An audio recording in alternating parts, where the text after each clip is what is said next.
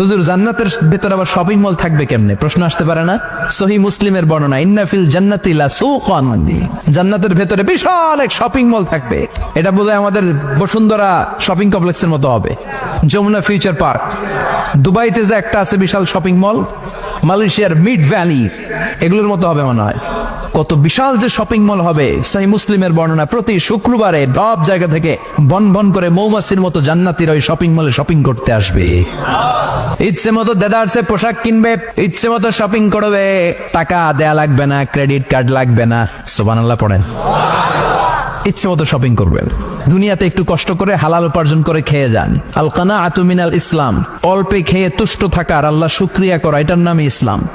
অল্প খাও, অল্প পড়ো, অল্প জমাও, অল্পের ভেতরে বরকত ঢুকাই দিছে কে? অনেকে দেখবেন অনেক খাই খাই নাই নাই করে, এটা যাদের স্বভাব তাদের কখনো বরকত হয় না। অল্প খাবেন, অল্প